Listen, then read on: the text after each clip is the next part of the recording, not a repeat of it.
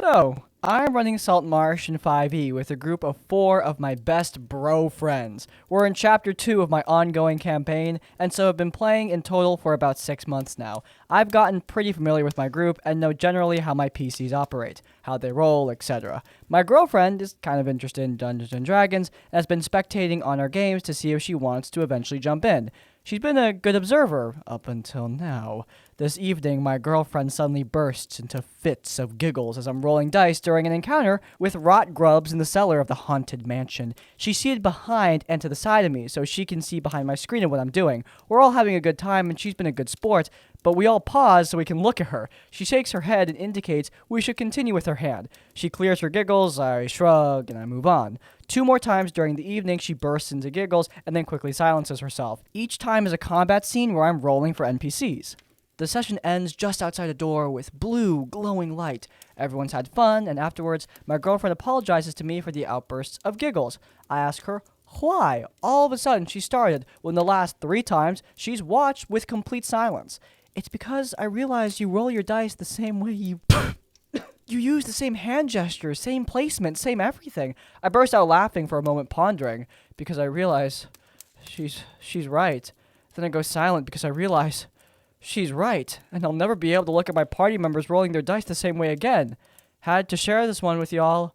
Happy rolling. What does she mean? Does he, make a sound when he rolls his...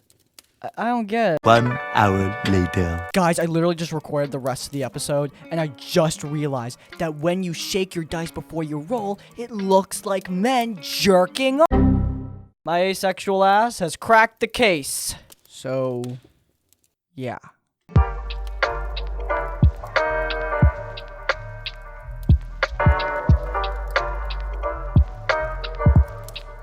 Hi, not my story, but one that I have heard, hot off the presses. There are a variety of levels of the player characters in the D&D 5th edition session that was run recently on a Discord server and on Roll20. I don't know how many there were, but many were level 3 and 4. Only one person was level 5. Said level 5 character was not the brightest bulb in the box, but did have a ring of mind shielding. Let's call him Carl. Carl's player had problems using D&D Beyond's character sheet due to vision issues, but could navigate Roll20's fine due to greater familiarity with the site. They have also been hit hard with vertigo that day. Combat happened half an hour into session in the middle of the woods with intellect devourers.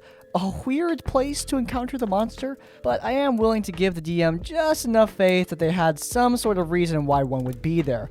Perhaps they had just escaped from some mad scientist's hidden cabin lab, or maybe they wandered above ground from some abandoned mine shaft that led into the Underdark. Or the DM might have just looked at it and decided it was time to screw over the players. Who knows? Intellect Devourers are one of those monsters that really shouldn't have the CR that they have, not because they are surprisingly easy to kill, but because the effects they have are much more powerful than the creature that CR should probably have. I'm willing to say that the DM has control over what goes into their game and what doesn't go into their game, but with more being put into the SRD for monsters, there is a discrepancy in the wording for the Intellect Devourer's mind sensibility. It has been updated by Wizards of the Coast, but still retains that only the spell Mind Blank protects against their mind sensing. Other sources claim that creatures under the effects of magic that protect the mind cannot be detected by the Intellect Devourer. Remember that ring of mind shielding? It is a magic item, and what it does is very similar to the spell Mind Blank. Yet the DM ruled that it doesn't work, and after just one failed saving throw, poor Carl has been knocked out, brain devoured, and is now dead because they have no mind. No round where they're stunned for the party to do anything. It's just instant death. I mean, the player's in the ring now, but the ring didn't defend their mind, so it does its job, but not really. The only way to bring Carl back now is to have True Resurrection or Wish cast on them. That's what the DM ruled. Let me remind you, Carl was the highest leveled character in the party. They also had the most gold at over 100. The party would by no means have enough to get Carl back.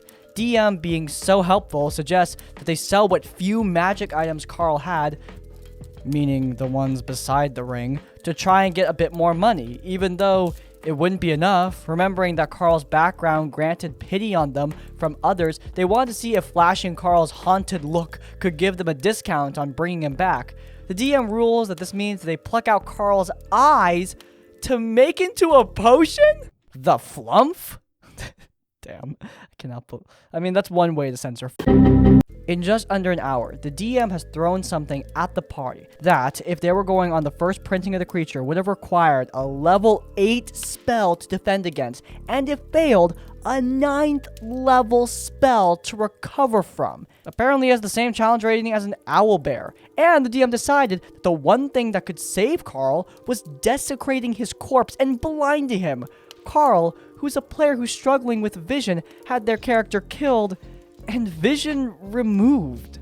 When Carl's player brought the problems with this to the DM, they were told that they needed a slice of humble pie to stop being such a special little snowflake. Like, how am I supposed to know that plucking out someone's eyes to make a potion could possibly be upsetting to anyone? Can't blame Carl's player for dropping that game like the DM likes dropping PCs. TLDR, DM rules a player character dies in one round of combat, can only be brought back to life with a 9th level spell, tries to sell the PC's magic items, desecrates the corpse, and then says that the player is being a snowflake for being upset about it. Edit for an update, by the way. Carl reached out to the DM to try to communicate, and the DM said it wasn't their job to make sure not to offend their players. Also, in the notes for how much experience points and treasure the party got that day, the DM put down 5 copper for selling Carl's corpse to a hag. Man, does this DM hate Carl or something? What did the visually impaired ever do to him? Seriously though, this is insane. I don't know about you guys, but as a DM, I love it when my player characters remember some detail about their character that could even loosely counter something a monster is doing. My fights are down to the wire, tough as nails. But when my players find some very creative way to avoid major consequences, I'm totally down with that. I mean, remembering that you have a ring of mind shielding when fighting an intellect devourer is apt. It shows my players are paying attention, that they care. It's exactly the kind of thing that I love. But this DM is discouraging paying attention, discouraging care, because it doesn't matter if you care or if you pay attention. The DM is just gonna screw you over anyway. Also, requiring a 9th level spell to bring someone back is ridiculous. And come on, blinding a PC, I mean, I think that's going to just piss anyone off in general. In summary, this DM is bad at their job and should feel bad too.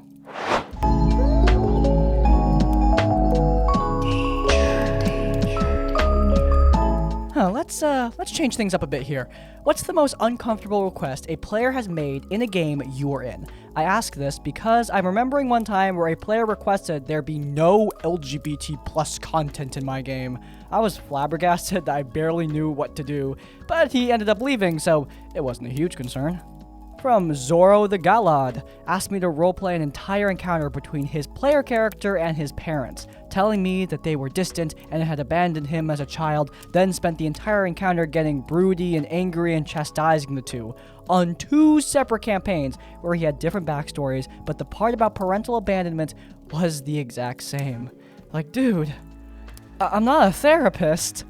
From Danger Noodle Jorm, had a player who requested super special homebrew, but also he didn't want to be connected to any plot points at all. It wasn't so bad with the first character because he didn't know anything but the world, but by the second character, he knew lots more. He just wanted to be a human noble with unimaginable magical and political power that no one cared about, despite already being aware of the BBEG targeting people of power as children. Even the plot hook of hiring the party to protect him from said big bad evil guy was too much plot for him. I've never had a player so adverse to story in a storytelling game. From myself. I don't know if that's a moral problem, but anyway, the wizard kept asking the bard to seduce my NPCs. It was incredibly annoying and awkward because after the first 3 times, it got old. Next one from Mage Malteris. So I had a player who wanted to play a Dragonborn who was trying to evolve into a true dragon. She believed that Tiamat had shown her the way to do so. She was a monk/cleric multiclass who never wore clothes, never carried weapons, and only fought with unarmed strikes, spells, or her breath weapon. Despite the player previously earning a spot on this club in his own right, this character was not the problem. The problem was another character, playing I think a halfling, but might have been a gnome, who decided to stand in between the naked Dragonborn's legs and... Anyway, next one from Cad1832. She wasn't a player yet, but an older friend was asking me about D&D for family bonding and whatnot. I offered to run a one-shot for her and her kids so they could try it. She promptly asked me for 1, no violence, sure, social negotiations it is, no LGBTQ plus stuff. Okay, you're a conservative older person, I can easily remove that. 3, no magic supernatural elements, including any mention of non-Christian god deities. Okay, that's last one. That's where my brain just stalled out. Lady, this game is literally called Dungeons and Dragons, and I told you it was a fantasy game. Next one from the Pipe 90. DM'd for a group in a store in a mall, so a very public place. These are all people I've been running a game for about a year now. At one point in time, I was dividing the loot amongst them. I had written down a list of magical items. The Tabaxi monk declared, without even consulting me, that they pickpocket one of the items without telling the rest of the group because they got there first. Cue another player telling the monk, that's not fair, and the bickering started to get heated, to the point where they were starting to get dangerously close to shouting. I had to stand up and slam my hands on the table to get their attention, and inform them that if they don't stop arguing over non-existent items, then no one is getting anything. It's awkward having to treat a table full of adults like a bunch of children, especially in public. Next one from Sly Cow. A player wanted to become an Oathbreaker Paladin, so their character flew into a local town that we had worked very hard to protect and defend, and had his alternate character, a sociopathic death cleric, with no conception of right or wrong, gas the town leaders into pissing and pooping themselves in front of the entire town because they believed the town leaders had slighted them in some way. They didn't, by the way. They were being mind-controlled by an abomination to denounce us and claim we were the source of the town's problems. I think the abomination had a point. Next one from Venaguy 2. Not really uncomfortable requests, but I've gotten a few strange ones. One player kept asking for a canoe in a game that took place entirely in Waterdeep. He asked for it at least once a session. Same player wanted to be a devil named something ridiculous like Rainbow Sparkle, and I refused. He got mad and actually left my game. While in high school, it seemed like every player wanted to kill each other at the slightest offense. Once, I got a guy who was mad because there was a gay character in an ancient Greek setting. Don't tell him about Patroclus. One guy used borderline hentai art for his character token, and then got mad when I just asked him to change it. Next one from Dead Zenith. I once had 2 players stumble upon the cost of an elephant in the player's handbook, and shortly after that, one of them became rich from the deck of many things. They decided their end goal was to buy a bunch of elephants and open up a wandering food truck business that would be stationed on their backs, exclusively selling soup. If one of them didn't die by the end, I think they would have tried to go through with it. I wanted those elephants. And from each 171, most uncomfortable I ever got was when a dude who heavily fancied a not Persian belly dancer NPC, who then turned out to be the agent of an evil, nameless god, he took her away from the party after she was defeated and was about to. Nope. Yep. I think. Yep. This is the last one. This is the last one. I actually like that we ended off with those 2 specifically because the elephant one and the last one represent 2 asks that are on 2 different degrees of the spectrum. The elephant one is more reasonable. Yeah, the idea is crazy, but that's totally something that I would probably allow my players to do in an epilogue. Like, that's the kind of end of the adventure, post-game gag that I would really love as DM.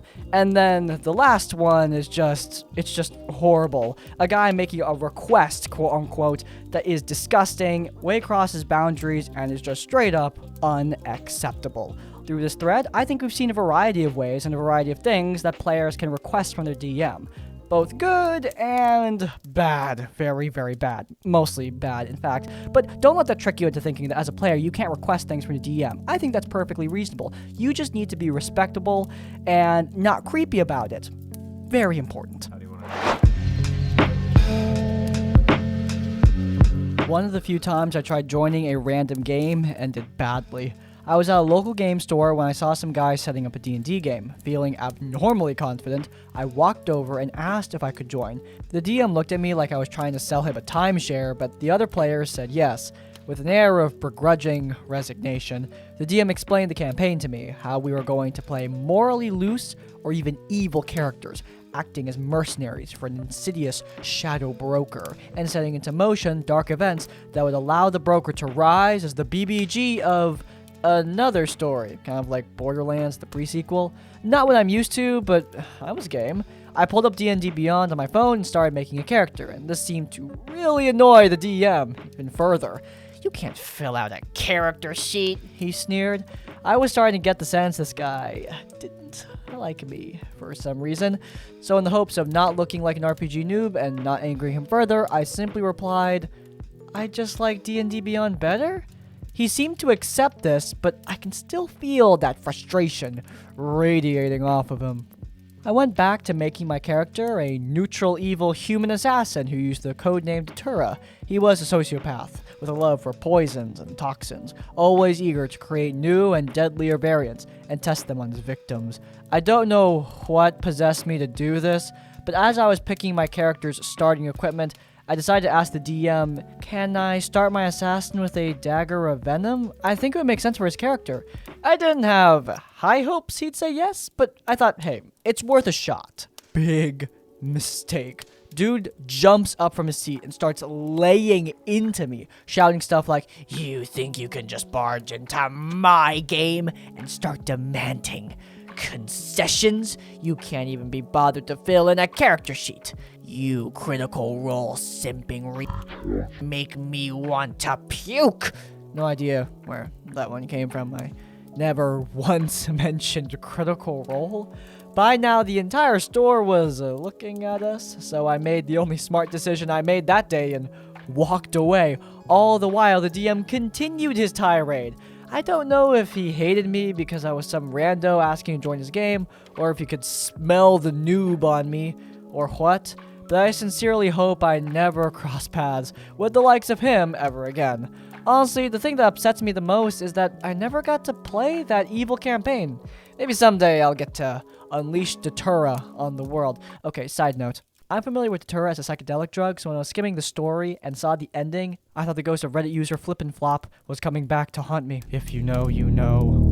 Anyway, I've talked in the past about how I don't really like it when random people ask to join my games. However, if you don't want someone to join your game, just respectfully say, "Hey, I'm sorry, my table is full." That's all you gotta do. This player seems perfectly reasonable. The way this DM flipped out was way, way, way over the top. You don't need to get this upset over a game. This player shot their shot twice, once with joining the game and the next time with trying to get the dagger. The DM could have just said no either time and avoid this whole situation, but instead, the guy had to go on a tirade about Critical Role for some reason. Actually, I'm pretty sure the reason is D&D Beyond, given their long-time association, and honestly, guys, I don't see the big deal. As long as they're not using the character generator as an excuse to not learn their characters, I don't see a problem with players using character generators to get a character quickly made, especially in a pickup game like this one seems to be. So, yeah, overall, just, I wish the writer the best of luck in finding a proper first game. While D&D 5e might be the game I most commonly run, my heart and soul truly belongs to Eldritch Horror, particularly Call of Cthulhu. Sadly, with it not being Dungeons & Dragons, I imagine I'm one of the maybe 7 keepers in the Little Rock area, meaning I'm a forever keeper. This was until one day I saw an LFG post on the local game store's RPG guild on Facebook. I was ecstatic. This was it. I'm finally going to get to experience this game as a player. There was a session 0 at the store to generate characters, meet the other players, and discuss expectations.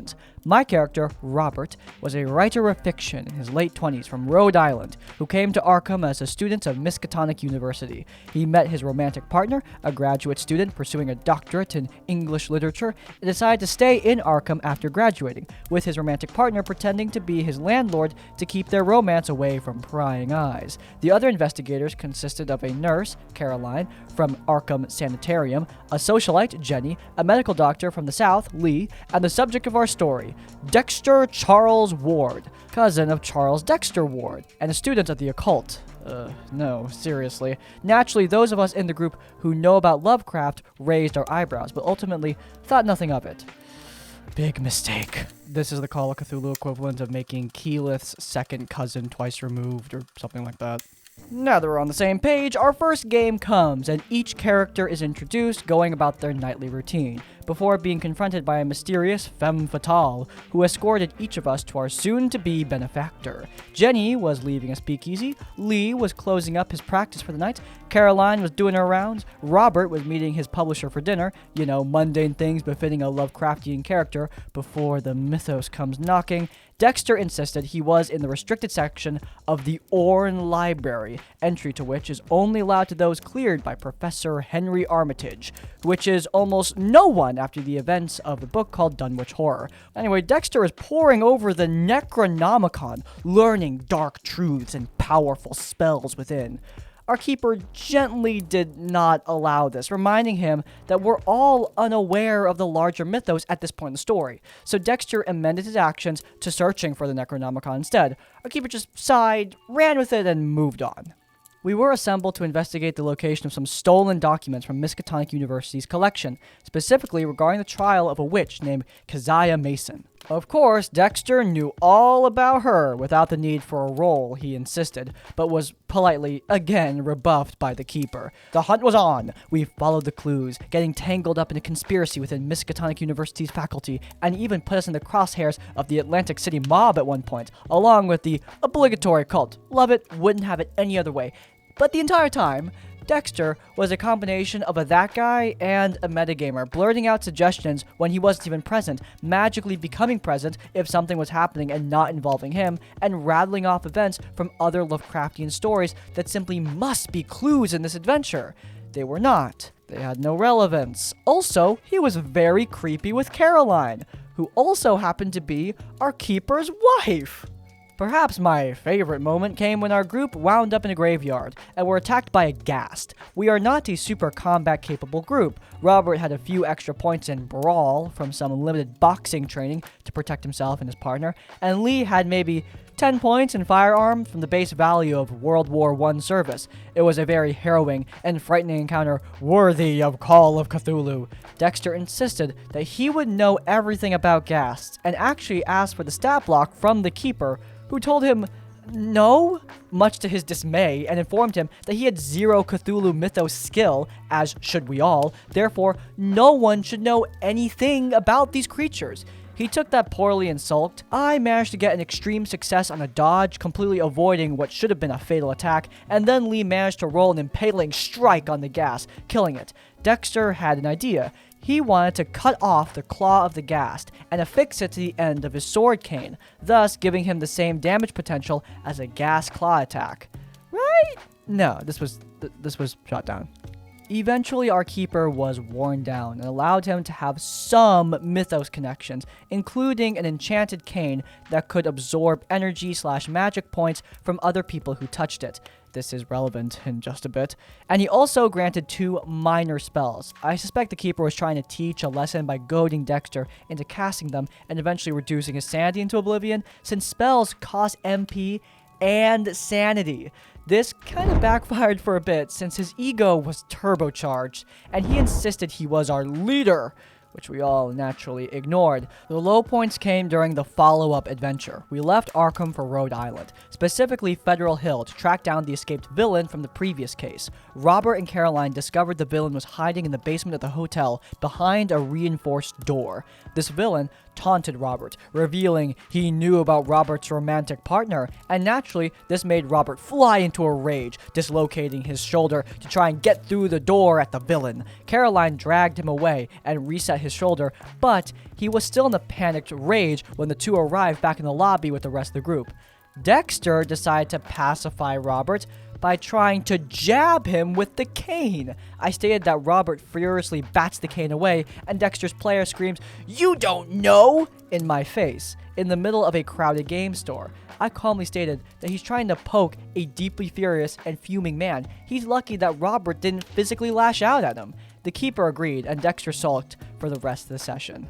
We all finally told Dexter that the metagaming is beyond a problem, that we're all trying to enjoy the game, and that blurting things out is stepping on everyone else's moments. So what was his response? He showed up to our next session with a bandana that he would use to physically gag himself whenever he couldn't resist piping in. It was beyond beyond uncomfortable watching him almost literally strangle himself at the table. So we got together, composed a group Facebook message, and kicked it from the group. He responded back, blaming us for just not getting him, restricting his fun, and accused me of being a GM's pet? Sadly, the group fell apart not long after when we tried starting up the mega campaign Masks of Nyarlathotep. However, the story with Dexter has a little bit of an epilogue. Over a year later, I posted on the RPG Guild that I was looking to run a Call of Cthulhu one-shot called The Haunting. Specifically, I was looking for new players. Dexter DMs me. From Dexter, I'm interested in your Wednesday the 26th cock game. It has been quite a while since we last played, and a lot has changed in my life. I know I dropped the ball in so many ways. I was that guy. I no longer have the stressful, demeaning job I did then, and have been part of a stable group under Redacted for at least a year and a half. What I'm saying is, I really want to play Call of Cthulhu. I was hoping you'd give me a chance in this one-shot. Please? My response? Man, it's great that you found a group that you've clicked with and learned a lot along the way from. However, I'm going to have to decline. Compatibility and trust are at the core of this hobby, and I know for a fact that we do not have either of those. My experience with you was far from acceptable, and while I understand circumstances within your life may have changed, that is a bridge that has been irreparably burned. My answer is no, and it's not for debate. Back from Dexter, accepted, and once again, I'm sorry. So at the very least, it sounds like you learned a lesson, and I do wish him well, but that's the only time I've gotten to be a player, and it was quite a sanity-bending experience, and not in the right way. How I perceive Dexter's apology is definitely going to be colored by my own experience, but even as a person who has had really bad experience with problem players coming back and quote-unquote apologizing, I will say Dexter seems genuine outside looking in. The fact that he accepted the denial is good, because honestly guys, that is pretty realistic. We all have the capability to change, to choose to be better, but sometimes it's best to move on from the people that you've hurt in the past. Just because you've changed doesn't mean that you are entitled to have them back in your life. Humbly asking for forgiveness is okay, but you need to respect their decision. And I'm glad that Dexter did that here. That is really the truest sign of growth. At the same time, I also understand the writer's decision. Dexter seemed very annoying, to say the least, and even though people can grow, people can change, it is also sometimes best for two people to walk in two separate directions and enjoy their lives apart from one another. And that's it for today's episode of RPG Horror Stories. Quite the roller coaster this time around. If you guys enjoyed, then please do leave a like. If you want to see more of my content, then you can check out our Crown Deceit D&D podcast with Quick Crab, Whistle While You Work, and Jesse Jerdak. It's linked in the cards. And while you're there, subscribe to Crispy's Tavern to get more of our content as it comes out. And finally, if you want to leave your own stories or thoughts, go down in the comments down below. If you can't think of a comment, leave the comment Critical Role Simp to let me know you made it to the end of the video. In essence, like, comment, subscribe. I'll see you all next time. Farewell.